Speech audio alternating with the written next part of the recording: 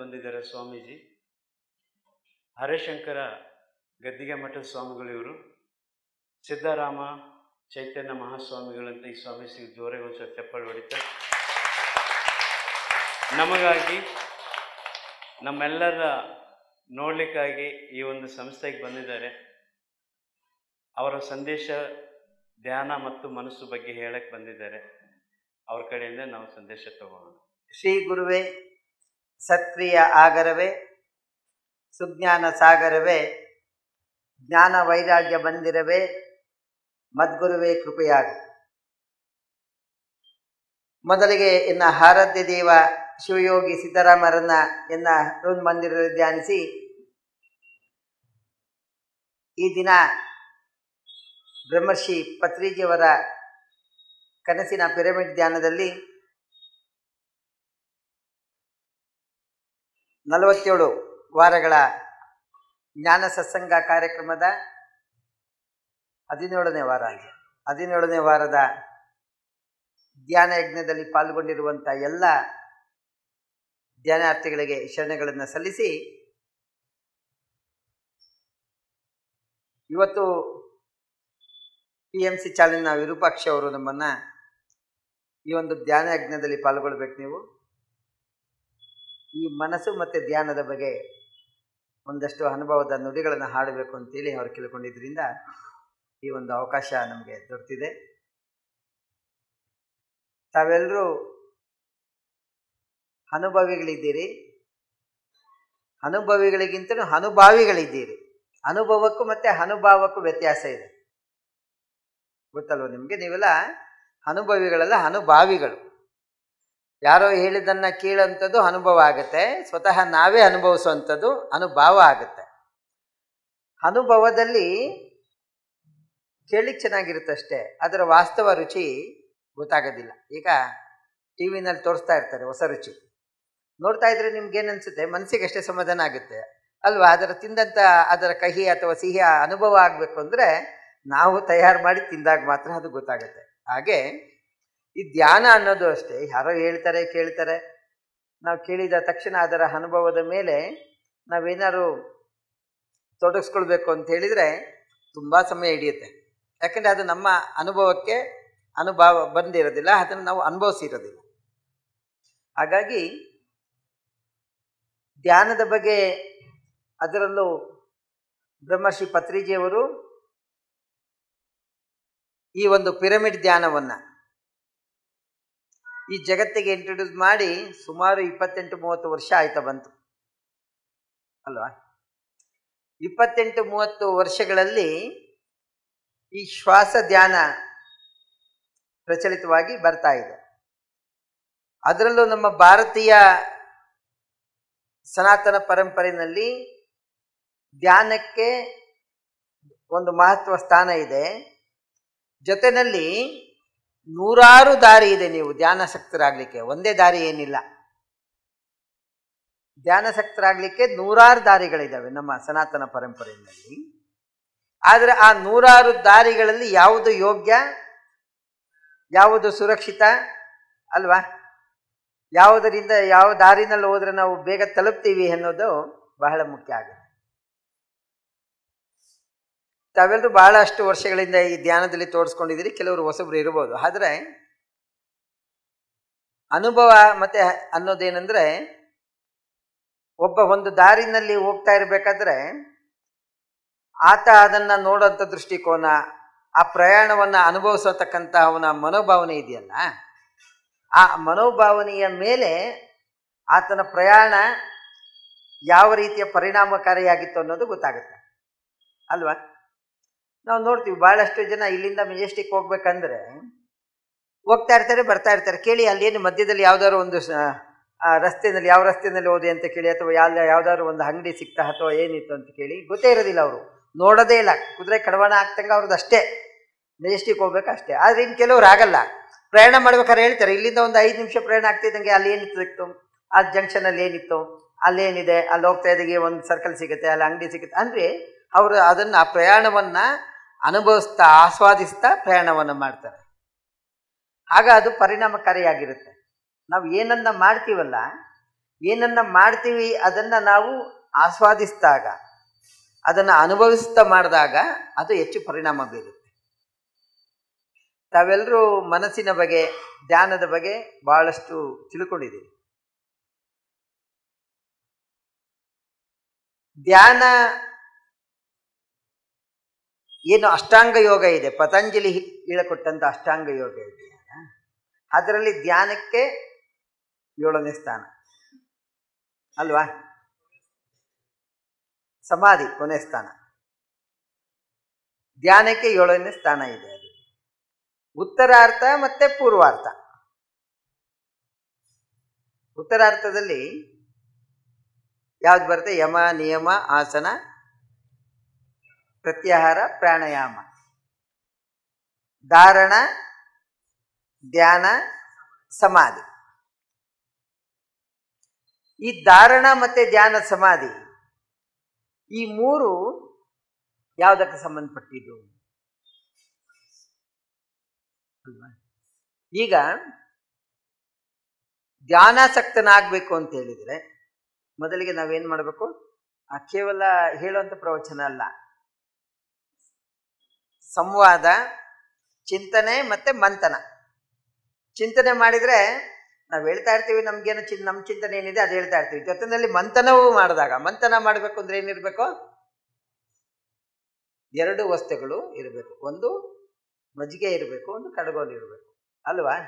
ಹಾಗೆ ಕೇಳೋರು ಮತ್ತು ಹೇಳೋರು ಇದ್ದಾಗ ಮಾತ್ರ ಮಂಥನ. ಇಬ್ಬರ 2ರ ಪ್ರತಿಕ್ರಿಯೆಗಳು ಬಂದಾಗ ಅದು ಮಂಥನ ಆಗುತ್ತೆ. ಚಿಂತನೆ ಜೊತೆಯಲ್ಲಿ ಮಂಥನವನ್ನು ಮಾಡೋಣ, ಕೇವಲ ಚಿಂತನೆ ಅಂತ ಅಲ್ಲ. ಧ್ಯಾನಕ್ಕೆ ಬರೋದಕ್ಕೆ ಮೊದಲು ಮನಸ್ಸು, ಆ ಮನಸ್ಸು ಅನ್ನೋದು ನಮ್ಮಲ್ಲಿ ಪ್ರಜ್ಞಾವಸ್ಥೆಯಲ್ಲಿ ನಾವು ನೋಡ್ತೀವಿ. ಈ ಎಲ್ಲದಕ್ಕೂ ಮೊದಲು ಮನುಷ್ಯನಿಗೆ ಧ್ಯಾನ ಯಾಕೆ ಬೇಕು? ಅಲ್ವಾ? ಯಾಕೆ ಬೇಕು ಧ್ಯಾನ? ಮನಸ್ಸಿನ ಕ್ಷೋಭೆಯನ್ನ ನಿವಾರಣೆ ಮಾಡಿಕೊಳ್ಳಿಕ್ಕೆ ಧ್ಯಾನ ಬೇಕು. ಹಾಗಾದ್ರೆ ಮನಸ್ಸು ಅನ್ನೋದು ಬರೀ ಕ್ಷೋಭೆಗೆ ಕಾರಣ ಆಗುತ್ತಾ? ಅಲ್ವಾ? ಈ ಮನಸ್ಸು ಕೇವಲ ನನ್ನಲ್ಲಿ ಮಾತ್ರ ಇದೆಯಾ? ನನ್ನಲ್ಲಿ ಏನೇನಿದೆ? ಏನಿದೆ? ಮೊದಲಿಗೆ ನಾವು ಒಂದು ವಿಚಾರವನ್ನ ಮಾಡಬೇಕು ಅಂತ ಹೇಳಿದ್ರೆ ಮೊದಲು ನಾನು ಯಾರು ಅಂತ ತಿಳ್ಕೊಳ್ಬೇಕು. ಯಾರು? ಮನುಷ್ಯ ಅಂದ್ರೆ ಯಾರು? ಏನ್ ತಿಳ್ಕೊಂಡಿದ್ದೀರಿ ಮನುಷ್ಯನ ಬಗ್ಗೆ? ಮನುಷ್ಯ ಅಂದ್ರೆ ಯಾರು? ದಿವ್ಯಾ ಆತ್ಮಸ್ವರ. ತಮ್ಮ ಹೆಸರು? ನಾಗರಾಜ್. ತಮ್ಮ ಹೆಸರು? ಲಾವಣ್ಯ ಅಂತ ಹೇಳ್ತೀರಿ. ಒಬ್ಬೊಬ್ಬರನ್ನ ಕೇಳಿದ್ರೆ ಒಂದೊಂದು ಹೆಸರನ್ನ ಹೇಳ್ತೀರಿ. ಆದ್ರೆ ನೀವ್ಯಾರು? ನಾಗರಾಜ್ ಏನು? ಬರೀ ಆತ್ಮನೇ ಹೆಂಗಾಗ್ತೀರಿ? ಚೈತನ್ಯ ಆತ್ಮ ಸ್ವರೂಪ, ಆತ್ಮನೇ ಹೇಳಿದ್ರಿ. ಕೇವಲ ಆತ್ಮನೇ ಮನುಷ್ಯನ? ಮತ್ತೆ ಮನುಷ್ಯ ಅಂದ್ರೆ ಯಾರು? ದೇಹ, ಮನಸ್ಸು, ಆತ್ಮ. Man is a component of body, mind and ಸೋಲ್.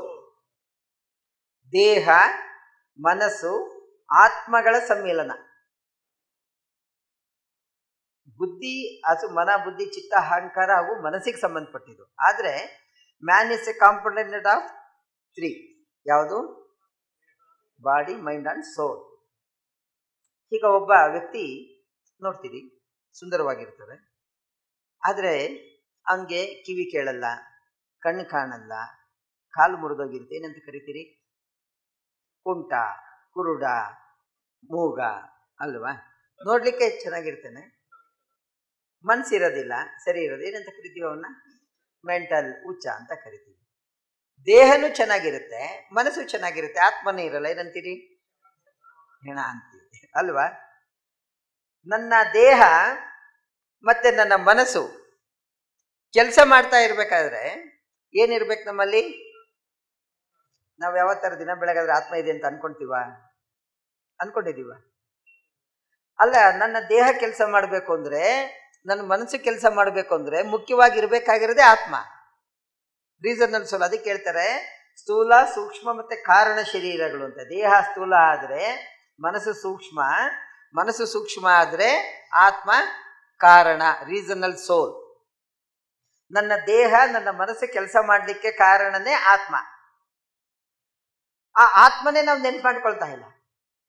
ಯಾವಾಗಾದ್ರೂ ನೆನ್ಪು ಮಾಡ್ಕೊಳ್ತೀವಿ? ದಿನ ಬೆಳಗ್ಗೆ ಇದ್ರೆ ನಮ್ಗೇನ್ ನೆನಪಾಗುತ್ತೆ? ಏನಾಗುತ್ತೆ? ನಮ್ಮ ದೇಹ ಕಾಣಿಸುತ್ತಲ್ವಾ? ಅದಕ್ಕೇನ್ ಮಾಡ್ತೀರಿ? ಬೆಳಗ್ಗೆ ಎದ್ದ ತಕ್ಷಣಕ್ಕೆ ಅದಕ್ಕೆ ಶುಭ್ರವಾಗಿ ಸ್ನಾನ ಮಾಡಿಸ್ತೀವಿ. ಚೆನ್ನಾಗಿ ಕಾಣಲಿ ಅಂತೇಳಿ ಒಳ್ಳೆ ಮೇಕಪ್ ಮಾಡ್ತೀರಾ. ಇನ್ನೂ ಅದು ಪೌಷ್ಟಿಕವಾಗಿರಬೇಕು, ದೇಹ ಸದೃಢವಾಗಿರ್ಬೇಕು ಅಂತೇಳಿ ಅದಕ್ಕೆ ಏನು ಬೇಕಾಗುತ್ತೆ ಕ್ಯಾಲೋರೀಸ್ ವೈಸು ಅದಕ್ಕೆ ಏನೇನು ಫುಡ್ ಕೊಟ್ಟು ಚೆನ್ನಾಗಿ ನೋಡ್ಕೊಳ್ತೀವಿ ಅಲ್ವಾ? ಯಾವಾಗಲಾದ್ರೂ ಒಂದ್ಸತಿ ಮನಸ್ಸು ನೆನಪಿಗೆ ಬರುತ್ತೆ, ಇವತ್ತು ಯಾಕೋ ಮನಸ್ಸು ಸರಿ ಇಲ್ಲಪ್ಪ ಅಂತೇಳಿ ಅಲ್ವಾ? ಏನು ಮಾಡ್ತೀರಿ ಆಗ? ಸಿನಿಮಾಗೆ ಹೋಗ್ತೀರಿ, ಹಾಡು ಕೇಳ್ತೀರಿ, ಅಕ್ಕಪಕ್ಕದವ್ರ ಜೊತೆ ಮಾತಾಡ್ತೀರಿ, ಮನಸ್ಸಿಗೆ ಏನಾದ್ರು ಕೊಡ್ತೀರಿ ಸಂಬಂಧ. ಅಲ್ಲ, ನನ್ನ ಮನಸ್ಸು ಮತ್ತೆ ಆತ್ಮ, ಮನಸ್ಸು ಮತ್ತೆ ದೇಹ, ಆತ್ಮ ಇಲ್ಲದೆ ಅವೇನು ಕೆಲಸನೇ ಮಾಡಲ್ಲ. ಆದ್ರೆ ಆತ್ಮಕ್ಕೆ ನಾವು ಯಾವ ಥರ ಏನಾದ್ರು ಕೊಟ್ಟಿದ್ದೀವ? ಏನು ಕೊಡ್ಲಿಕ್ಕೆ ಸಾಧ್ಯ ಆತ್ಮಕ್ಕೆ? ಧ್ಯಾನ. ಮನಸ್ಸಿಗೆ ನಾವು ಆತ್ಮಕ್ಕೆ ಏನಾದ್ರು ಕೊಡಬಹುದು ಅಂದ್ರೆ ಮನಸ್ಸಿನ ಮುಖಾಂತರ ಧ್ಯಾನ. ನೋಡಿ, ಈ ಮೂರಲ್ಲಿ ದೇಹ, ಮನಸ್ಸು, ಆತ್ಮದಲ್ಲಿ ಯಾವುದು ಪ್ರಬಲ? ಪ್ರಬಲ ಆತ್ಮ ಆದ್ರೂ ಮನಸ್ಸೇ ಪ್ರಬಲ. ಆ ಮನಸ್ಸು ನಿಮ್ಮ ಆತ್ಮದ ಕಡೆಗೆ ಹೋಗ್ಲಿಲ್ಲ ಅಂದ್ರೆ ನಿಮ್ಗೆ ಆತ್ಮದ ಪರಿಕಲ್ಪನೆನೇ ಬರಲ್ಲ ಅಲ್ವಾ? ಮನಸ್ಸಿದೆಯಲ್ಲ, ಆ ಮನಸ್ಸೇ ಮೂಲ.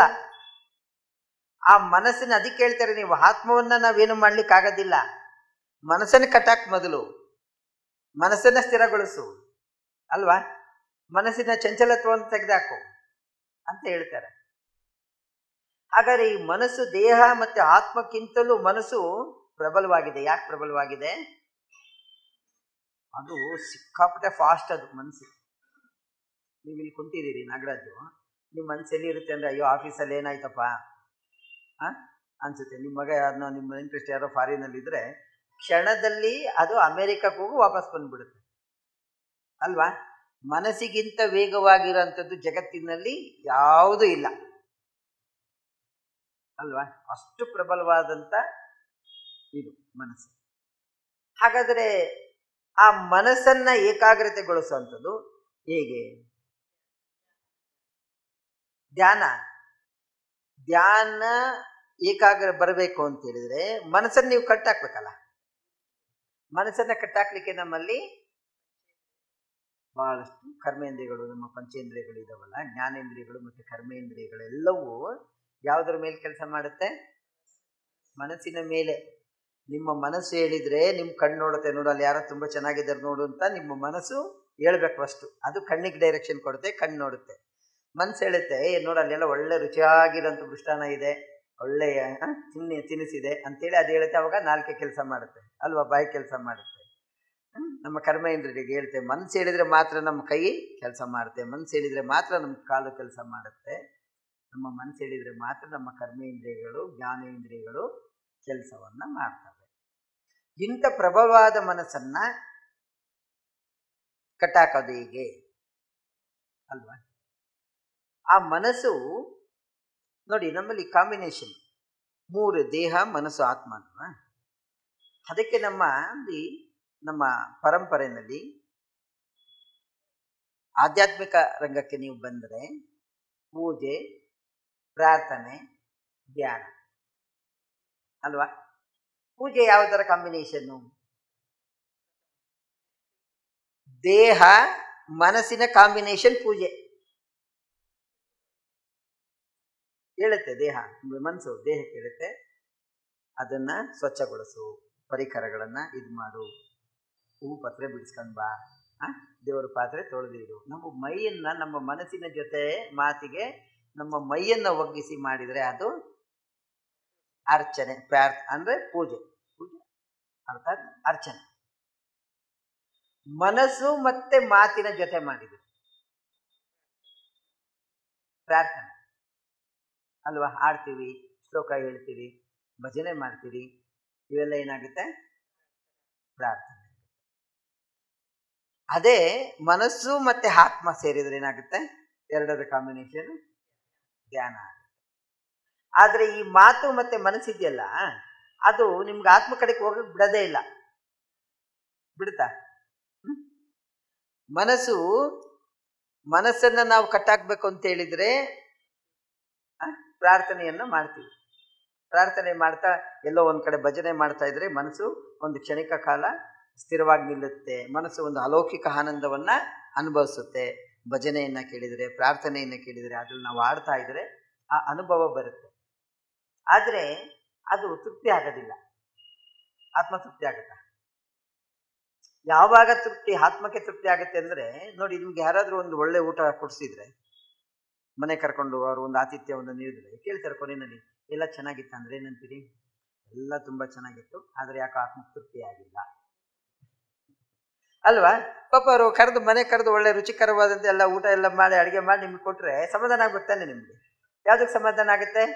ತಿಂದಾಗ ದೇಹಕ್ಕೆ ರುಚಿ ಅನಿಸಿರುತ್ತೆ, ದೇಹಕ್ಕೆ ಸಮಾಧಾನ ಆಗಿರುತ್ತೆ. ಅವ್ರ ಪಾಪ ಒಳ್ಳೆ ವಾತಾವರಣ, ಚೆನ್ನಾಗಿ ಖುಷಿಯಾಗಿ ಮಾತಾಡ್ಸಿರ್ತಾರೆ, ಅದೆಲ್ಲ ಕೇಳಿ ಏನಾಗುತ್ತೆ? ಮನಸ್ಸಿಗೆ ತೃಪ್ತಿ, ಖುಷಿ ಆಗುತ್ತೆ. ಆದರೆ ಆತ್ಮಕ್ಕೆ ಆಗೋದಿಲ್ಲ. ಅಂದರೆ ಮನವನ್ನು ಮೀರಿದಂತಹ ತೃಪ್ತಿ, ಮನವನ್ನು ಮೀರಿ ನಮಗೆ ಸಿಗೋವಂಥ ಆನಂದ ಇದೆಯಲ್ಲ, ಅದು ಯಾವುದ್ರಲ್ಲಿ ಸಿಗುತ್ತೆ ಅಂತ ಹೇಳಿದ್ರೆ ಧ್ಯಾನದಲ್ಲಿ ಸಿಗುತ್ತೆ ಅಂತೇಳಿ ಹೇಳ್ತಾರೆ. ಹಾಗಾಗಿ ಏನು ಮನಸ್ಸಿನ ಗುಣ ಏನು, ದೇಹದ ಗುಣ ಏನು, ಆತ್ಮದ ಗುಣ ಏನು, ಇವನ್ನು ನಾವು ತಿಳ್ಕೊಳ್ಳಲಿಲ್ಲ ಅಂತ ಹೇಳಿದ್ರೆ ಧ್ಯಾನವನ್ನು ಅನುಭವಿಸ್ಲಿಕ್ಕಾಗೋದಿಲ್ಲ. ಅನುಭವಿಸ್ತಾ ಹೋಗ್ಬೇಕು. ನಾವು ಯಾವುದನ್ನು ನಾವು ಅಡುಗೆ ಮಾಡಿದ ನಂತರ ಅದನ್ನು ತಿಂದಾಗ ನಮ್ಗೆ ಅಷ್ಟೇ ತೃಪ್ತಿ ಸಿಗುತ್ತೆ, ಬಿಟ್ಟರೆ ನಾವು ಮಾಡಿಟ್ಟಿದ್ದೀನಿ ಅಂತೇಳಿ ಅದನ್ನು ನೋಡ್ತಾನೆ ಇದ್ರೆ ಏನಾಗುತ್ತೆ ಅದು ಅಲ್ವಾ? ಅದು ಉಪಯೋಗಕ್ಕೆ ಬರೋದಿಲ್ಲ. ಹಾಗಾಗಿ ಮನಸ್ಸನ್ನು ಮಾಯೆಗೆ ಹೋಲಿಸ್ತಾರೆ ಅಲ್ವಾ? ನಮ್ಮ ಹಿರಿಯರೆಲ್ಲರೂ ಅಷ್ಟೇ ಮನದ ಮುಂದಣ ಆಸೆಯ ಮಾಯೆ ಅಂತ ಹೇಳ್ತಾರೆ ಮನಸ್ಸಿಗೆ. ಈ ಮನಸ್ಸನ್ನು ಹೇಗೆ ಕಟ್ಟಾಕೋದು? ಮಾಯೆಯನ್ನು ಜಯಿಸಕ್ಕಾಗೋದಿಲ್ಲ ಅಲ್ವಾ? ಮನಸ್ಸು ಏನು ಮಾಡುತ್ತೆ ಅಂದರೆ ಚಂಚಲ, ನಿಲ್ಲದೇ ಇಲ್ಲ. ಅದಕ್ಕೆ ಷಣ್ಮುಖ ಶಿವಯೋಗಿಗಳು ತುಂಬ ಒಂದು ಒಳ್ಳೆಯ ಇದನ್ನು ಹೇಳ್ತಾರೆ. ಮನವೆಂಬ ಮರ್ಕಟನು ತನುವೆಂಬ ವೃಕ್ಷವನೇರಿ, ಇಂದ್ರಿಯಗಳೆಂಬ ಶಾಖೆ ಶಾಖೆಗೆ ಆರಿ, ವಿಷಯಗಳೆಂಬ ಹಣ್ಣು ಫಲಗಳ ಗ್ರಹಿಸಿ ಭವದತ್ತ ಮುಖವಾಗಿ ಹೋಗುತ್ತಿದೆ ನೋಡ. ಈ ಮನವೆಂಬ ಮರ್ಕಟನ ನಿನ್ನ ನೆನೆಯೆಂಬ ಪಾಶದಲ್ಲಿ ಕಟ್ಟಿ ಎನ್ನನ್ನುಳಿಸಿಕೊಳ್ಳಯ್ಯ ಅಖಂಡೇಶ್ವರ ಅಂತ ಹೇಳ್ತಾರೆ. ಮನವೆಂಬ ಮರ್ಕಟ ಅಂದ್ರೇನು? ಮನಸ್ಸನ್ನು ಯಾವ್ದಕ್ಕೆ ಹೋಲಿಸ್ತೀವಿ? ಕೋತಿಗೆ ಹೋಲಿಸ್ತಾರೆ. ಈಗೆಲ್ಲ ಅಲ್ಲಿ ಏನಂದ್ರೆ, ಯಾಕಂದ್ರೆ ಅಲ್ಲಿ ಇಲ್ಲಿ ಓಡಾಡಿರ್ತಾರೆ, ಈ ಕಡೆಯಿಂದ ಆ ಕಡೆ ಓಡಾಡ್ತಾರೆ, ಏನು ಕೋತಿತರ ಓಡಾಡ್ತೀಯ ಅಂತಾರೆ ಅಲ್ವಾ? ಅದು ಇದು ಎಲ್ಲ ಯೋಚನೆ ಮಾಡ್ತಾ ಇದ್ರೆ ಎಲ್ಲ ಒಳ್ಳೆ ಕೋತಿತರ ಯೋಚನೆ ಮಾಡ್ತಾನೆ, ಇವನು ಅದನ್ನ ಮಾಡ್ತಾನೆ, ಇದನ್ನ ಮಾಡ್ತಾನೆ, ಇನ್ನೇನು ಯೋಚನೆ ಮಾಡ್ತಾನೆ ಅಂತೀವಿ ಅಲ್ವಾ? ಅದಕ್ಕೆ ಕೋತಿಗೆ ಯಾಕೆ ಹೋಲಿಸ್ತಾರೆ ಅಂತ ಹೇಳಿದ್ರೆ, ಮನವೆಂಬ ಮರ್ಕಟ ತನುವೆಂಬ ವೃಕ್ಷವನ್ನೇರಿ. ಯಾವುದನ್ನೇರಿದೆ? ಈ ದೇಹ ಅನ್ನೋ ವೃಕ್ಷ ಮರವನ್ನು ಏರ್ಬಿಟ್ಟಿದೆ ನೋಡಿ. ಈಗ ಒಂದು ಕೋತಿ ಒಂದು ಮರ ಏರಿದ್ರೆ ಏನ್ ಮಾಡುತ್ತೆ? ಆ ಮರ ಹತ್ತಿದ್ರೆ ಒಂದು ಕೊಂಬೆಗಾರುತ್ತೆ, ಒಂದು ಹಣ್ಣು ಕಿತ್ಕೊಳ್ಳುತ್ತೆ, ಕಚ್ಚುತ್ತೆ, ಬಿಸಾಕುತ್ತೆ, ಮತ್ತೆ ಅಲ್ಲಿಂದ ಇನ್ನೊಂದು ಕೊಂಬೆಗಾರುತ್ತೆ. ಈಗ ಒಂದು ಕ್ಷಣದಲ್ಲಿ 10 ಕೊಂಬೆಗಾರಿ ಹಣ್ಣನ್ನ ಕಿತ್ತು ಏನ್ ಮಾಡುತ್ತೆ? ಕಚ್ಚಿ ಬಿಸಾಕ್ತಾ ಇರುತ್ತೆ. ಅದು ಏರಿರೋದು ಎಷ್ಟು ಮರ? ಒಂದೇ ಮರ ಏರಿದೆ. ಆ ಮರದಲ್ಲಿ ಬಿಡ್ತಕ್ಕಂಥ ಎಲ್ಲ ಹಣ್ಣುಗಳು ಒಂದೇ ರುಚಿ ಇರುತ್ತೆ. ಆದ್ರೂ ಅದಕ್ಕೆ ಆಸೆ, ಈ ಕೊಂಬೆನಲ್ಲಿ ಚೆನ್ನಾಗಿರ್ಬೋದೇನೋ, ಈ ಕೊಂಬೆನಲ್ಲಿ ಚೆನ್ನಾಗಿರ್ಬೋದೇನೋ, ಆ ಕೊಂಬೆನಲ್ಲಿ ಚೆನ್ನಾಗಿರ್ಬೋದೇನೋ ಅಲ್ವಾ? ಹಾರ್ತಾ ಹಾರ್ತಾ ಹಾರ್ತಾ ಹೋಗುತ್ತೆ ಅದು ಕೋತಿ. ಹಾಗೆ ಮನವೆಂಬ ಮರ್ಕಟ ತನುವೆಂಬ ವೃಕ್ಷವನ್ನೇರಿ, ಇಂದ್ರಿಯಗಳೆಂಬ ಶಾಖೆ ಶಾಖೆಗೆ ಆರಿ. ಅದೇನ್ ಮಾಡಿದೆ? ನಮ್ಮ ಇಂದ್ರಿಯಗಳನ್ನ ಆಗುತ್ತೆ, ಕಣ್ಣಿಗೆ ಹೇಳುತ್ತೆ, ನೋಡು ಅಲ್ಲಿ ಚೆನ್ನಾಗಿದೆ, ನೋಡು ಅದೇನು ಕಾಣಿಸ್ತದೆ, ತುಂಬಾ ಚೆನ್ನಾಗಿದೆ, ನೋಡು ನೋಡು ಅನ್ಸುತ್ತೆ. ಆ ಕ್ಷಣದಲ್ಲಿ ನೋಡು ಅಲ್ಲೇನೋ ತುಂಬಾ ಒಳ್ಳೆ ಸುಗಂಧ ಬರ್ತಾ ಇದೆ, ವಾಸನೆ ಬರ್ತಾ ಇದೆ, ಏನೋ ಇದಿದೆ ಅಂತ ಹೇಳುತ್ತೆ. ಅಲ್ಲಿಂದ ಏನು ಮಾಡುತ್ತೆ?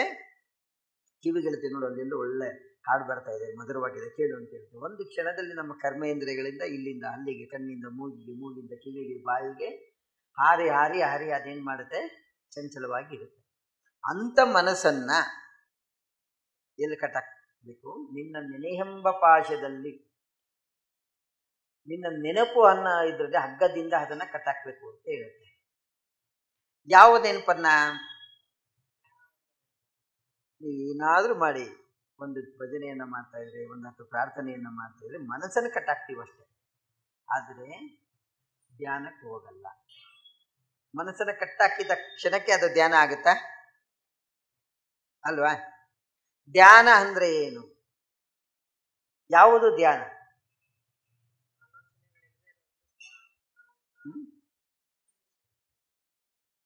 ಧ್ಯಾನಂ ನಿರ್ವಿಷಯಂ ಮನಃ ಅಂತೇಳಿ ಶಂಕರಾಚಾರ್ಯರು ಹೇಳ್ತಾರೆ. ಧ್ಯಾನಂ ನಿರ್ವಿಷಯಂ ಮನಃ ಅಂದ್ರೆ, ಧ್ಯಾನ ಅಂತೇಳಿದ್ರೆ ನಿರ್ವಿಷಯಂ ಮನಃ, ಮನಸ್ಸಿನಲ್ಲಿ ಯಾವುದೇ ವಿಚಾರಗಳು ಇಲ್ಲದೆ ಇರತಕ್ಕಂಥದ್ದು ಧ್ಯಾನ.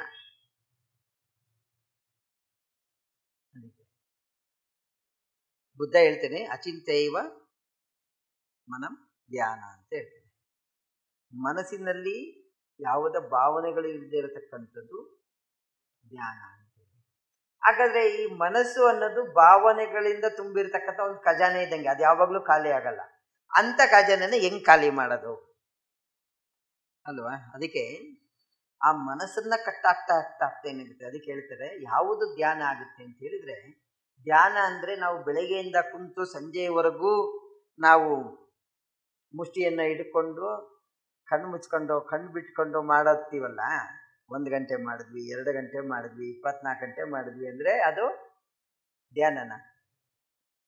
ಅದಕ್ಕೆ ಪತಂಜಲಿ ಹೇಳ್ತಾನೆ, ಯಾವುದಪ್ಪ ಧ್ಯಾನ ಅಂತ ಹೇಳಿದ್ರೆ, ಮನಸ್ಸಿನಲ್ಲಿ ಯಾವುದೇ ಕಲ್ಪ ವಿಕಲ್ಪಗಳು ಇಲ್ಲದೆ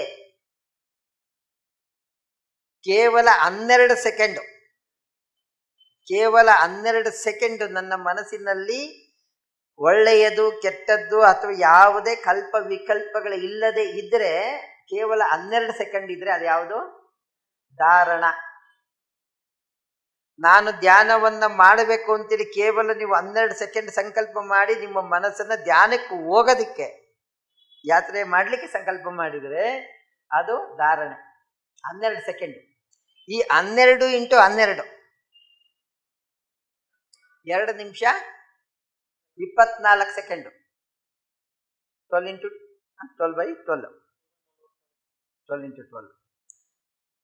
2 ನಿಮಿಷ 24 ಸೆಕೆಂಡು ನಮ್ಮ ಮನಸ್ಸಿನಲ್ಲಿ ಯಾವುದೇ ಭಾವನೆಗಳು ಮೂಡದೇ ಇದ್ರೆ ಅದು ಧ್ಯಾನ. ಕೇವಲ 2 ನಿಮಿಷ 24 ಸೆಕೆಂಡು. ಆ 2 ನಿಮಿಷ 24 ಸೆಕೆಂಡು ಎಂಥವ್ರನ್ನ ನಮಗೆ ಕೊಟ್ಟಿದೆ? ಒಬ್ಬ ಬುದ್ಧನನ್ನು ಕೊಟ್ಟಿದೆ, ಒಬ್ಬ ಮಹಾವೀರನನ್ನ ಕೊಟ್ಟಿದೆ ಅಲ್ವಾ, ಒಬ್ಬ ಬಸವಣ್ಣನನ್ನ ಕೊಟ್ಟಿದೆ, ಒಬ್ಬ ಶಿವಯೋಗಿಯನ್ನ ಕೊಟ್ಟಿದೆ, ಬ್ರಹ್ಮರ್ಷಿ ಪತ್ರಿಜಿಯವ್ರನ್ನ ಕೊಟ್ಟಿದೆ. ಬರೀ ಕೇವಲ 24 ಸೆಕೆಂಡಿನಲ್ಲಿ ಆಗುವಂಥ ಅಲೌಕಿಕವಾದಂಥ ಅನುಭವ ಇದೆಯಲ್ಲ, ಆ ಅಲೌಕಿಕ ಅನುಭವ ನಿಮ್ಗಾದರೆ ಮಾತ್ರ ನೀವು ಧ್ಯಾನದಲ್ಲಿ ಸಕ್ಸಸ್ ಆಗಿದ್ದೀವಿ ಅಂತೇಳಿ. ಕೇವಲ 24 ಸೆಕೆಂಡ್. ಆ 24 ಸೆಕೆಂಡಿನ ಅನುಭವವನ್ನ ನೀವು ಇಡೀ ಜೀವಮಾನ ಅನುಭವಿಸ್ಬೋದು. ಅಷ್ಟು ಅನುಭವ ಇದೆಯಲ್ಲ, ಆ ಅನುಭವ ಯಾವತ್ತೂ ಖಾಲಿ ಆಗದೆ ಇರೋಂತಕ್ಕಂಥ ಖಜಾನೆ ಇದ್ದ ಹಾಗೆ. ಅಲೌಕಿಕ ಅನುಭವ ಇಡೀ ಜಗತ್ತಿನ ಜೀವದ ಮೂಲ ಉದ್ದೇಶವನ್ನು ತೋರಿಸ್ಕೊಡ್ತದೆ ಅಲ್ವಾ. ಅದು ಎಲ್ಲರಿಗೂ ಸಾಧ್ಯ ಇದೆಯಾ?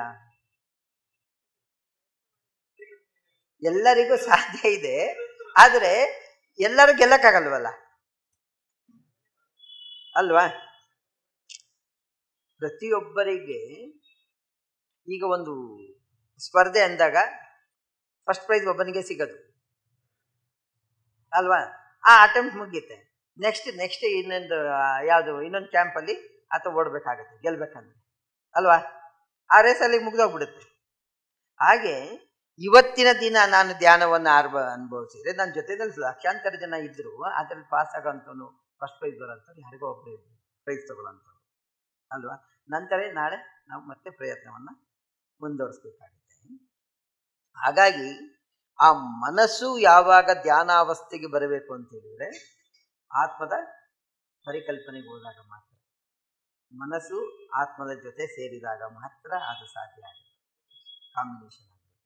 ಮನಸ್ಸು ಮಾತಿನ ಜೊತೆ ಸೇರಿದ್ರೆ ನಾವು ಬದನೆ ಕೇಳೋದು, ದೇವಸ್ಥಾನಕ್ಕೆ ಹೋಗೋದು, ನಮಸ್ಕಾರ ಮಾಡೋದು, ಪೂಜೆ ಮಾಡೋದು, ಇದು ಮಾಡೋದು, ಮನಸ್ಸಿಗೆ ತೃಪ್ತಿ ಸಿಗ್ತಾ ಇರುತ್ತೆ ಅಷ್ಟೇ, ಆತ್ಮಕ್ಕೆ ತೃಪ್ತಿ ಸಿಗೋದಿಲ್ಲ. ಯಾವಾಗ ಆತ್ಮಕ್ಕೆ ತೃಪ್ತಿ ಸಿಗುತ್ತೆ ಅದು ಧ್ಯಾನ ಆಗುತ್ತೆ, ಅದು ನಿರಂತರವಾಗಿರುತ್ತೆ, ಅದು ಸಮಾಧಿ ಸ್ಥಿತಿ ಆಗುತ್ತೆ. ಹಾಗಾಗಿ ಬಹಳಷ್ಟು ಜನ ಸಮಾಧಿ ಸ್ಥಿತಿಗೆ ಹೋದವ್ರು ಬರ್ತಾ ಇರಲಿಲ್ಲ ಹಿಂದಿನ ಕಾಲದಲ್ಲಿ ಅಲ್ವಾ. ಹಾಗಾಗಿ ನಾವು ಈಗ ನಮ್ಮ ಉದಾಹರಣೆ ಇದೆ, ನಮ್ಮ ಮುಂದೆ ಯಡಿಯೂರು ಸಿದ್ಧಲಿಂಗೇಶ್ವರ ಇದ್ದರು ಅಲ್ವಾ, 12 ವರ್ಷ ತಪಸ್ಸನ್ನು ಮಾಡಿದವರು. ಸಿದ್ದರಾಮೇಶ್ವರರು ಶಿವಯೋಗಿ, ಅದಕ್ಕೆ ಬಸವಣ್ಣವರು ಹೇಳ್ತಾರೆ ದೇವನಾಗಲು ಬಹುದು, ಶಿವಯೋಗಿ ಆಗಲು ಸಾಧ್ಯವಿಲ್ಲ ಅಂತ ಹೇಳ್ತಾರೆ. ದೇವನೇ ಬೇಕಾದ್ರೆ ಆಗ್ಬಿಡ್ತೀನಿ, ಆದರೆ ಶಿವಯೋಗಿ ಥರ ಆಗ್ಲಿಕ್ಕೆ ಸಾಧ್ಯ ಇಲ್ಲ ಅಂತೀವಿ. ಯಾಕಂದ್ರೆ ಈಗ ಇತ್ತೀಚೆಗೆ ನಾವು ಅಲ್ಲಿ ಸೋಲಾಪುರ ಸಿದ್ದರಾಮೇಶ್ವರ, ಶಿವಯೋಗಿ ಸಿದ್ದರಾಮೇಶ್ವರ, ಸೋಲಾಪುರ, ಬಿಜಾಪುರದ್ದು ಶಿವಯೋಗಿ ಅಂತ ಇದ್ದಾರೆ ತುಂಬಾ ಜನ. ಆದರೆ ನಿಜಕ್ಕೂ ಶಿವಯೋಗಿ ಅಂತ ಕರೆಯೋದು ಸೋಲಾಪುರ ಸಿದ್ದರಾಮೇಶ್ವರರನ್ನ. ಅವರು ಇಲ್ಲಿ ತಿಪ್ಟೂರ್ ಹತ್ರ ಒಂದು ಕಾರೆಕುರ್ಚಿ ಅಂತ ಬರುತ್ತೆ, ಅಲ್ಲಿ ಹೋಗಿದ್ವಿ ಈಗ ಒಂದು 15 ದಿನದಿಂದ. ತಲೆ ಕೆಳಗಾಗಿ ಮೇಲೆ ಬೆಟ್ಟಕ್ಕೆ ಒಂದು ಗವಿನಲ್ಲಿ ಪಾದ ಇಟ್ಟು 12 ವರ್ಷ ನಿರಂತರವಾಗಿ ಅಲ್ಲಿ ಸಾಧನೆ ಮಾಡಿದ್ದಾರೆ. ಅಂತ ಅದ್ಭುತ ಕ್ಷೇತ್ರ. ಸಿದ್ದರಾಮೇಶ್ವರನ ಶಿವಯೋಗಿ, ಯೋಗಿ ಆಗ್ಬೋದು, ಆದರೆ ಶಿವಯೋಗಿ ಆಗೋದಿದೆಯಲ್ಲ ಸ್ವತಃ ಭಗವಂತನ. ಯಾಕೆ ಆಗ್ಬೇಕು ಭಗವಂತ ಮನುಷ್ಯ? ನಮ್ಗೇನಾಗಿದೆ, ನಮ್ಮ ಗುರಿನೇ ಗೊತ್ತಿಲ್ಲ ನಮಗೆ. ಮನುಷ್ಯನಿಗೆ ಏನು, ಮನುಷ್ಯನ ಪರಮ ಗುರಿ ಏನು? ಮೋಕ್ಷ. ಮೋಕ್ಷಕ್ಕೆ ಮೊದಲು ಏನಿದೆ ನಮ್ಮಲ್ಲಿ? ಅಲ್ಲ, ನಮ್ಮ ಪುರುಷಾರ್ಥಗಳು ಹೇಳುತ್ತಲ್ಲ, ಧರ್ಮ, ಅರ್ಥ, ಕಾಮ, ಮೋಕ್ಷ. ಮೋಕ್ಷಕ್ಕೆ ಹೋಗೋದಕ್ಕೆ ಮೊದಲು ನಾವೇನಾಗಬೇಕು? ಪುರುಷಾರ್ಥಗಳು ತಿಳ್ಕೊಳ್ಬೇಕಲ್ವ. ಯಾವುದು ಪುರುಷಾರ್ಥಗಳು? ಧರ್ಮ ಏನು ತಿಳ್ಕೊಂಡಿದ್ದೀರಿ? ಒಂದು ಸಿದ್ಧಾಂತವನ್ನ ತಿಳ್ಕೊಳ್ಬೇಕು. ಧರ್ಮ, ಅರ್ಥ ಅಂದ್ರೆ ಅದರಲ್ಲಿ ವ್ಯವಹಾರವನ್ನ ಮಾಡ್ಬೇಕು, ಅದನ್ನ ಅನುಭವಿಸ್ಬೇಕು, ಅದರಲ್ಲಿ ಒಡನಾಟವನ್ನು ಇಟ್ಕೊಳ್ಬೇಕು. ಧರ್ಮ, ಅರ್ಥ, ಕಾಮ, ಆ ಒಡನಾಟದಲ್ಲಿ ಸಿಗತಕ್ಕಂಥದ್ದೇ ನಮಗೆ ನಮ್ಮ ಅಂದ್ರೆ ಕಾಮ ಆಸೆಗಳನ್ನು ಪೂರೈಸ್ಕೊಳ್ಬೇಕು. ನಂತರ ಮೋಕ್ಷಕ್ಕೆ ಹೋಗ್ಬೇಕು. ಯಾವಾಗಾದ್ರೂ ಆಸೆ ಮುಗೀತ ನಮ್ದು? ಒಂದ್ ಮನೆ ಕಟ್ಟಿದ್ರೆ ಇನ್ನೊಂದು ಮನೆ ಕಟ್ಟಬೇಕು ಅನ್ಸುತ್ತೆ, ಒಂದ್ ಕಾರ್ ತಗೊಂಡಿದ್ರೆ ಇನ್ನೊಂದು ಕಾರ್ ತಗೊಬೇಕು ಅನ್ಸುತ್ತೆ, ಒಂದ್ ನೆಕ್ಲೆಸ್ ಹಾಕೊಂಡಿದ್ರೆ ಇನ್ನೊಂದು 4 ಒಡವೆ ಮಾಡಿಸ್ಕೊಳ್ಳೋಣ ಅನ್ಸುತ್ತೆ ಅಲ್ವಾ. ಅದು ಆಸೆಗಳು ಮುಗಿಯದೇ ಇಲ್ಲ. ಮತ್ತೆ ಮೋಕ್ಷಕ್ಕೆ ಯಾವಾಗ ಹೋಗೋದು? ಆ ಮೋಕ್ಷವನ್ನ ಪಡಿಬೇಕು ಅಂದ್ರೆ ಕೇವಲ ಸಾವಲ್ಲ. ಮೋಕ್ಷ ಅಂದ್ರೆ ಸಾವಲ್ಲ, ಹುಟ್ಟು ಸಾವುಗಳ ಪರಿಭ್ರಮಣದಿಂದ ಹೊರಗಡೆ ಹೋಗೋದು ಮೋಕ್ಷ. ಈ ಹುಟ್ಟು ಸಾವುಗಳ ಪರಿಭ್ರಮಣ ಅಂದ್ರೆ ಏನು? ನಾವು ಹುಟ್ಟೋದು ಮತ್ತೆ ಸಾಯೋದು, ಹುಟ್ಟೋದು ಸಾಯೋದು ಆಗಿದೆಯಲ್ಲ. ಹಾಗಾದ್ರೆ ನಾವು ಎಷ್ಟು ಸತಿ ಹುಟ್ಟಿದೀವಿ? ಅಕ್ಕಮಾದೇವಿ ಒಂದ್ ಕಡೆ ಹೇಳ್ತಾಳೆ 84 ಲಕ್ಷ ಜನ್ಮದಲ್ಲಿ ಹುಟ್ಟಿ ಬಂದೆನೆಯ ನಾನು ಅಂತ ಹೇಳ್ತಾಳೆ. 84 ಲಕ್ಷ ಜನ್ಮಗಳನ್ನೆತ್ತಿದ್ದೀವಿ. ಇಡೀ ಜಗತ್ತಿನಲ್ಲಿ ಇರ್ತಕ್ಕಂಥ ಕ್ರಿಮಿ ಕೀಟ ಪಶು ಪಕ್ಷಿಯಾಗಿ ಹುಟ್ಟಿ ಎಲ್ಲಾದ್ರಲ್ಲೂ ಒಳ್ಳೆಯದನ್ನ ಮಾಡಿ ಸುಕೃತವನ್ನು ಮಾಡಿ ಮಾಡಿ ಮಾಡಿ ಮನುಷ್ಯ ಜನ್ಮಕ್ಕೆ ಬಂದಿರ್ತಾನೆ ಮನುಷ್ಯ. ಹಾಗಾಗಿ ಮನುಷ್ಯ ಜನ್ಮವನ್ನು ಏನ್ ಹೇಳ್ತಾರೆ? ಮನುಷ್ಯ ಜನ್ಮ ಮೋಕ್ಷಕ್ಕೆ ಸೋಪಾನ ಅಂತ ಹೇಳ್ತಾರೆ, ಮುಕ್ತಿಗೆ ಸೋಪಾನ. ಸೋಪಾನ ಅಂದ್ರೆ ಏನು? ಮೆಟ್ಲು ಅಲ್ವಾ? ಮುಕ್ತಿಗೆ ಸೋಪಾನ ಮನುಷ್ಯ ಜನ್ಮ. ಯಾಕೆ ಮನುಷ್ಯ ಜನ್ಮನೇ ಮುಕ್ತಿಗೆ ಸೋಪಾನ ಆಗ್ಬೇಕು? ಯಾವ್ದಕ್ಕೆ ಶ್ರೇಷ್ಠ? ಯಾಕೆ ಶ್ರೇಷ್ಠ ಆಗುತ್ತೆ? ಮನುಷ್ಯನಿಗೆ ಅರಿವಿದೆ, ಒಳ್ಳೆಯದು ಯಾವುದು ಕೆಟ್ಟದ್ದು ಯಾವುದು ಅಂತ ಯೋಚನೆ ಮಾಡೋಂಥ ಶಕ್ತಿ ಇದೆ. ಹಾಗಾಗಿ ಮನುಷ್ಯ ಜನ್ಮ ಶ್ರೇಷ್ಠ ಅಂತ ಹೇಳ್ತಾರೆ. ಈ ಶ್ರೇಷ್ಠವಾದ ಮನುಷ್ಯ ಜನ್ಮದಲ್ಲಿ ಮನುಷ್ಯ ಮಾಡತಕ್ಕಂಥ ಕರ್ಮಗಳು, ಪಾಪ ಕರ್ಮಗಳು ಇನ್ಯಾವ ಜನ್ಮದಲ್ಲೂ ಮಾಡಲ್ಲ ಅವನು, ಅಲ್ವಾ?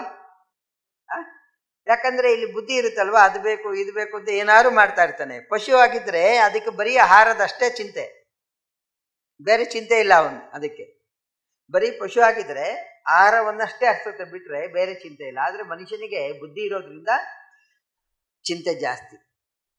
ನಾವು ಜಗತ್ತಲ್ಲಿ ನೋಡಿದೀವಲ್ವಾ, ಯಾವ್ದಾರು ಹಸುಕರು ಹುಲ್ಲನ್ನ ಮತ್ತೆ ಕಿತ್ಕೊಂಡು ಹೋಗಿ ಅಲ್ಲಿ ಜಾಸ್ತಿ ಹುಲ್ಲಿದೆ ಅಂದ್ಬಿಟ್ಟು ತಗೊಂಡೋಗಿಲ್ಲ ಇದನ್ನ ಹೊರೆ ಕಟ್ಟ ಹಾಕೊಂಡಿರೋದನ್ನ ನೋಡಿದೀವ ನಾವು, 4 ಬೇಕಾಗತ್ತೆ ಅಂತ, ಅಲ್ವಾ? ಯಾವ್ದಾದ್ರು ಪ್ರಾಣಿ ಪಕ್ಷಿಗಳು ಆ ಥರ ಮಾಡಿರೋದನ್ನ ನೋಡ್ತೀವಿ ನಾವು. ಆದ್ರೆ ಮನುಷ್ಯ ಮಾತ್ರ ಏನ್ ಮಾಡ್ತಾನೆ?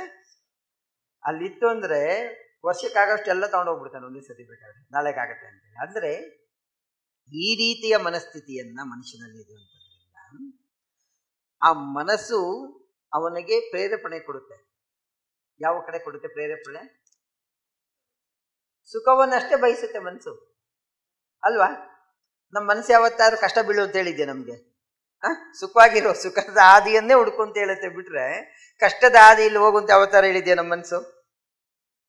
ಕಷ್ಟದ ಹಾದಿಯನ್ನು ತೋರಿಸೋದೇ ಇಲ್ಲ, ಮತ್ತೆ ಯೋಗ್ಯವಾದ ಹಾದಿಯನ್ನು ತೋರಿಸಲ್ಲ. ಅದು ತುಂಬಾ ಕಷ್ಟ. ಅದೇನ್ ಮಾಡುತ್ತೆ ಅಂದ್ರೆ ಅಡ್ಡದಾರಿನೇ ತೋರಿಸುತ್ತೆ ಬೇಗ ನಮ್ಗೆ. ತಕ್ಷಣ ಎಲ್ಲ ಹೋಗ್ಬೇಕು ಅಂದ್ರೆ ಫಾಸ್ಟಾಗಿ ಯಾವ ಹೋಗ್ಬೋದು, ಯಾವ ಕ್ರಾಸಲ್ಲಿ ಹೋದ್ರೆ ಹತ್ರ ಸಿಗುತ್ತೆ ಅನ್ನೋದು ಯೋಚನೆ ಬರುತ್ತೆ ಬಿಟ್ರೆ ನಾವು ಇದು ಒಳ್ಳೆ ಯೋಗ್ಯವಾದ ಹಾದಿಯಿದೆ ಇದರಲ್ಲೇ ಹೋಗೋಣ ಅಂತ ಹೇಳೋದಿಲ್ಲ. ಮೊದಲು ಮನಸ್ಸು ಏನ್ ಮಾಡುತ್ತೆ? ಅವನನ್ನ ತೃಪ್ತಿಪಡಿಸೋದಕ್ಕೆ, ಖುಷಿ ಪಡಿಸೋದಕ್ಕೆ ಪ್ರಯತ್ನ ಮಾಡುತ್ತೆ. ಹಾಗಾಗಿ ಈ ಮನಸ್ಸನ್ನ ಕಟ್ಟಾಕೋದಿದೆಯಲ್ಲ, ಅದೇ ನಿಜವಾದಂಥ ಧ್ಯಾನ. ಮನಸ್ಸು ಆ ಧ್ಯಾನಕ್ಕೆ ಬರೋದಕ್ಕೆ ಮೊದಲು ಏನ್ ಮಾಡ್ಬೇಕು? ಅಕ್ಕಮಹಾದೇವಿ ಒಂದ್ ಕಡೆ ಹೇಳ್ತಾರೆ, ಲೋಕದ ಚೇಷ್ಟೆಗೆ ರವಿ ಬೀಜವಾದಂತೆ ಕರಣಂಗಳ ಚೇಷ್ಟೆಗೆ ಮನವೇ ಬೀಜ. ಎನಗುಳ್ಳದೊಂದು ಮನ, ಆ ಮನ ನಿನ್ನಲ್ಲಿ ನಿಲುಕಿದ ಬಳಿಕ ಎನಗೆ ಭವ ಉಂಟೆ ಅಂತ ಅಕ್ಕಮಹಾದೇವಿ ಹೇಳ್ತಾರೆ. ನೋಡಿ, ಜಗತ್ತಿನಲ್ಲಿ ಅಕ್ಕಮಹಾದೇವಿ ಅಂತ ವೈರಾಗ್ಯ ನಿಧಿ ಎಲ್ಲರೂ ಸಿಗ್ತಾಳ?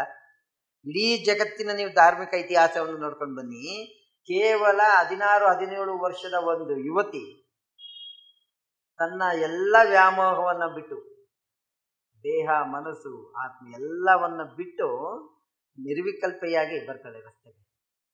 ಯಾರಿಂದಾರು ಸಾಧ್ಯ ಇದೆ? ಜಗತ್ತಲ್ಲಿ ನಾವು ಯಾರನ್ನಾರು ನೋಡಿದೀವ? ಯಾವ ಧರ್ಮದಲ್ಲಾದ್ರೂ ಅಂತ ಮನೋಭಾವನೆ ಬರಬೇಕು ಅಂದ್ರೆ ಆಕೆಯ ಮನಸ್ಸು ಇನ್ನೆಷ್ಟು ದೃಢವಾಗಿರ್ಬೇಕು, ಅಲ್ವಾ? ನಾವೆಲ್ಲರೂ ಹಂಚ್ಕೊಳ್ತೀವಿ, ಒಂದು ಹರಕು ಬಟ್ಟೆ ಹಾಕೊಂಡು ಹೋಗ್ಲಿಕ್ಕೆ ಹಂಚ್ಕೊಳ್ತೀವಿ, ಅಯ್ಯೋ ಅವನೇನಂತಾರೋ ಜನ ಏನಂತಾರೋ ಅಂತೇಳಿ. ಆಕೆ ನಿರ್ವಾಣವಾಗಿ ಬಂದ್ಬಿಡ್ತಾಳೆ, ಭಾವನೆನೇ ಇಲ್ಲ, ಅಲ್ವಾ? ಹಾಗಾಗಿ ಆ ಭಾವನೆಯನ್ನ ನಾವು ಮನಸ್ಸಿಗೆ, ಆ ಭಾವ ಯಾವುದು ಇದು ಒಳ್ಳೆಯದು ಕೆಟ್ಟದ್ದು ಅನ್ನೋ ಭಾವವನ್ನ ಮನಸ್ಸಿಂದ ಯಾವಾಗ ತೆಗೆದಾಕ್ತೀವಲ್ಲ, ಆ ತೆಗೆದಾಕುವಂಥ ಪ್ರಕ್ರಿಯೆಗೆ ಇದಾಗಬೇಕು. ನಮ್ಮ ಕೆಲಸ ಯಾವಾಗ ಸ್ಟಾರ್ಟ್ ಆಗುತ್ತೆ? ಜಗತ್ತಿನ ಕೆಲಸ. ಲೋಕದ ಚೇಷ್ಟೆಗೆ ರವಿ ಬೀಜವಾದಂದ್ರೆ ಈ ಜಗತ್ತು ಯಾವಾಗ ಕೆಲಸ ಮಾಡುತ್ತೆ? ಸೂರ್ಯೋದಯ ಆದಾಗ. ಸೂರ್ಯಾಸ್ತ ಆದಾಗೆಲ್ಲ ನಿದ್ದೆಗೆ ಹೋಗ್ಬಿಡ್ತೀವಿ, ಅಲ್ವಾ? ಸೂರ್ಯೋದಯ ಆದಾಗ ಹೀಗೆ ಈ ಜಗತ್ತು ಕೆಲಸ ಮಾಡುತ್ತೆ. ಹಾಗೆ ನನ್ನ ಕರ್ಣೇಂದ್ರಗಳ ಚೇಷ್ಟೆಗೆ ಮನವೇ ಬೀಜ. ನನಗೆ ಎಲ್ಲ ಕರ್ಣೇಂದ್ರಗಳು ಯಾವಾಗ ಕೆಲಸ ಮಾಡುತ್ತೆ ಅಂದ್ರೆ ಮನಸ್ಸು ಹೇಳಿದಾಗ ಮಾಡುತ್ತಪ್ಪ. ಹಾಗಾಗಿ ಆ ಮನಸ್ಸನ್ನೇ ನಿನಗೆ ಒಪ್ಪಿಸ್ಬಿಡ್ತೀನಿ ಅಂತ ಹೇಳ್ತಾರೆ. PMC ಕನ್ನಡ ಚಾನೆಲ್ ಅನ್ನು ಲೈಕ್ ಮಾಡಿ, ಶೇರ್ ಮಾಡಿ, ಸಬ್ಸ್ಕ್ರೈಬ್ ಮಾಡಿ ಮತ್ತು ಮಾಡಿಸಿ. ಎಲ್ಲರಿಗೂ ಧನ್ಯವಾದಗಳು.